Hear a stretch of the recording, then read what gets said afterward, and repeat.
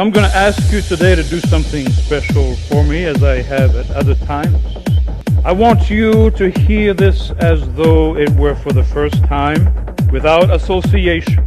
Because what we have here is the ancient art of parable, well known to the people, to the rabbis of Christ's day. A tradition of using images and stories to teach.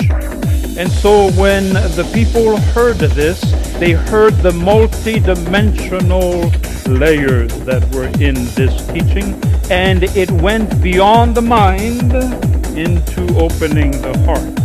That can happen for you as well, unless you figure you've read it, you've heard it countless times, and so you know it. See if you can at least recognize how extraordinary, what kind of genius is in this wisdom teaching, this timeless revelation. For in this parable, Jesus reveals the nature of the mystery of the uncreated one like no one ever has. He reveals the instructions for each one of us on how to have relationship. All this combined in what seems like a simple story. So we have to decode it, and why he was saying this, and then perhaps an explosion will happen for you. Be sure this is holy wisdom, timeless, universal teaching. Everyone here. So we begin. What is the context? He's talking to the religious people. Spoken of the lost lamb. You know it well, the 99 who had no need of repentance and the one who was lost. There's irony there, because in the Greek, the 99, it's not that they have no need of repentance, it's that they don't think they need any repentance. So he is addressing all of us who live self-satisfied, don't need God really, independent, self-sufficient lives. He's talking to everybody with the human condition, and he's trying to break through. So let's give him a chance, shall we, to break through and to give us a new enlightenment of what life can be. And so we're told in this coded message that one son that each of us says to God, metaphorically, give me the share of the property that belongs to me. In other words, takes the life that has been given to us, assume we deserve it and it's ours to do with as we wish, forget that it's a divine gift, go on our merry way. We are all guilty of that. Now be sure this is not a condemnation. This is a salvific gift to help you find the way out of that. Because what happens when we take life for granted, when we forget the source of our being, where we come from, whose we are, we go off into what he calls so poetically a distant country, a far country. Let me get a little metaphysical with you. What that means is that each one of us goes far away who we truly are, into a foreign land. That is not us. That is not our essence. That is not our depth, our spirit, our identity. We lose ourselves. We enter that external world of our culture, of our society, and try to function there independently, far away from the depths of our being. Remember Shakespeare, to thyself be true. What wisdom that was. We are untrue to ourselves by entering the values and ways that surround us. And sure enough, what happens? He squanders his life, not because he's a prodigal son, which is not in the Bible, but because every one of us misses the point of why we exist. And I'll remind you here that sin, amartano in Greek, means missing the mark. Like the archer missing the bullseye, missing the point of why we exist. What can be more important than that?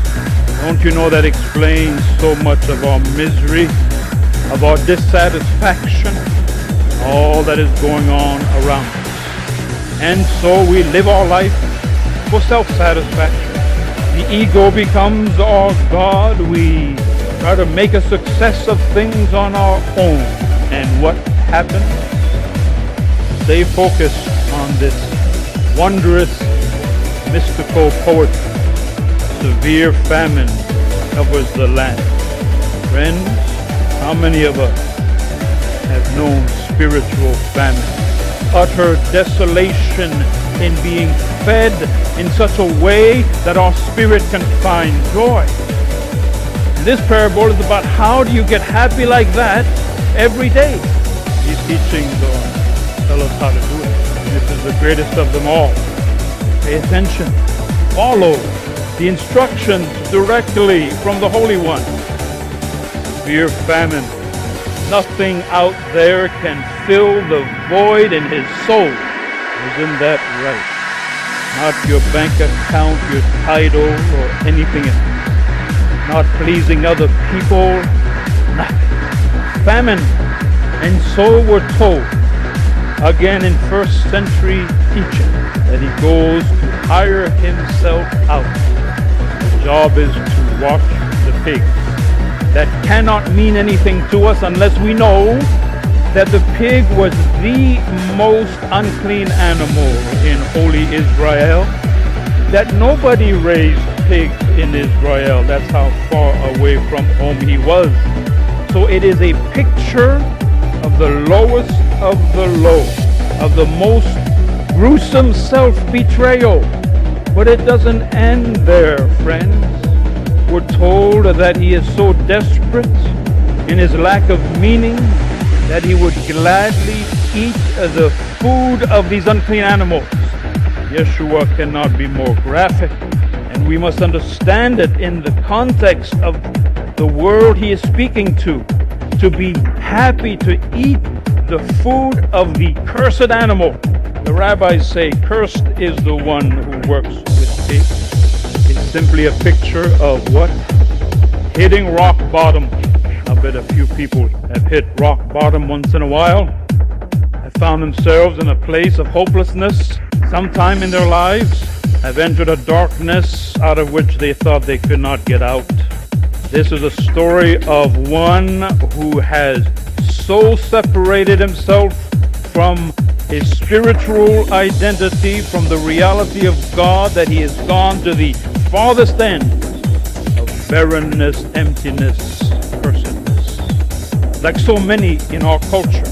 Why is our world so vulgar and violent?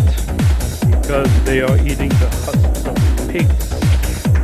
And those husks also represent what the external world has to offer. The fancy car, the good job, all those material things we think will make us happy are just husks, unable to satisfy the depths of our being. We have to recognize, as the philosopher says, that it is when life is leading us nowhere that it begins to have meaning. When we see the lies of our secular culture in what it considers important. And now comes the specific instructions of Yeshua. Each one of us embedded in this teaching. He has reached rock bottom. It couldn't be worse. It couldn't be more miserable and empty of meaning. And we're told he came to himself. In the Greek, he came into himself. He remembered himself.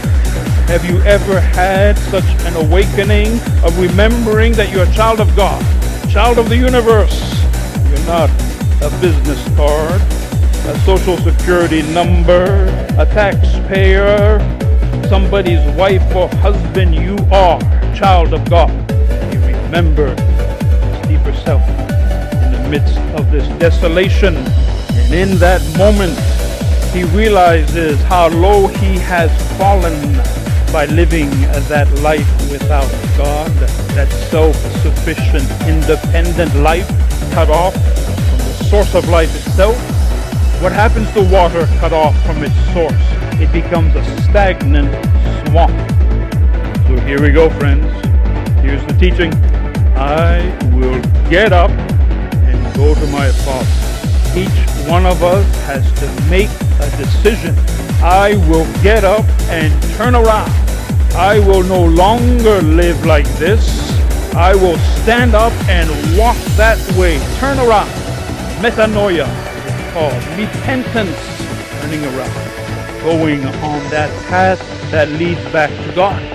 We have to make such a powerful decision. We can't just wallow in our misery, as many do, until the grave. We have to say, I will get up. I will search and I will find. And I will say to my Father when I find him, Father, I have sinned against you and against heaven. What does that mean? Knowledge of our condition. Humility. Recognition of what we have done to ourselves by allowing the ego and pride and vanity and all that takes offense and all that wants power to rule the roost instead of being dwelling places for the holy. In other words, that journey back, that way home can only happen when we have the humility to know how far we have fallen for the ways of the world, for our own ego desires, and already live differently. I am no longer worthy to be called your son. That is self-knowledge. That is our conscience seeing our mistakes all at once and knowing that that is all we can say. I don't even want to be considered your son anymore, your child. Let me just be one of the stable people. I'll just work the land for you. Just take me back. There is nothing else but you. So he set off, and went to his Father. That is the picture of the spiritual journey. We have to get off our lazy buns and set off. We have to find the books and the people and the places that will teach us and guide us towards that which is truly ours. Instructions can't be done any other way. It doesn't come with magic fairy dust or with getting a membership. It comes with setting off on a journey. Now, the ultimate revelation that you will not find in any teaching anywhere from Yeshua, the Anointed One, while he was still far off, while each of us is still lost in our mistakes, in our bad habits, in our bad moods, in our inabilities to become the best of who we are, to return to that place, that self that we once were as children, before life wounded us and confused us, before we get anywhere, just because we have started back, while we are far away from being who we ought to be. Father saw him. Friends, the reason the Holy One sees you on the horizon because God has been watching all this time. God has been waiting for you all this time. God's heart has been burning for you all this time. Do you hear this picture of the Holy One given to us, revealed to humanity by Jesus? This is the uncreated one. This is the heart of the universe watching for you to come home to that consciousness of your relationship to God. Saw him from far off and was filled with compassion. But that's not the end of it. Then we're given this picture of the Holy One running towards you. Not just welcoming you, running towards you. Like the old saying, take one step toward God and God will take 10 towards you. Or as James says, return to God, God will return to you. These are holy promises, powerful, transforming. He runs to you and puts his arms around you and kisses you. You and me, who don't deserve any of it, who know very well what we've done and not done and left undone, and yet we are loved. We are the delight of God because we have set off to come home And the Son speaks his truth. I am not worthy to even be your son anymore. But he's cut off.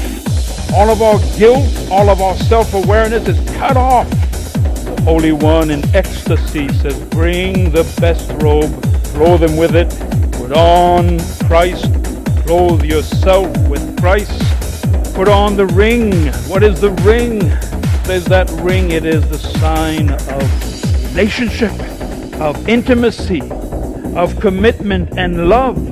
God reconnects us, God's self, regardless how far we have wandered. Put on the sandals. Put on sandals so that you can walk on the new way, live the new life. What is the way? Remember this one, I am the way. Live the new life. That's what that means. You are redeemed, a new chance at experiencing life, giving thanks, uniting in joy, and celebrate. Friend, the spiritual person awakened to this reality should be celebrating every day. Life should be celebration, even in the hard times, especially in the hard times. And as long as we remain in our doldrums, in our unhappiness, in our dissatisfaction, we are still way far off. Because once we connect again with the Holy, then life is transformed. Then we are people of joy. Don't you know that's how a spiritually awakened person is recognized? Life is celebration because God is the God who runs to us despite anything we have done, despite all our mistakes, kisses us, wraps us up in the best, and celebrates our return. What a revelation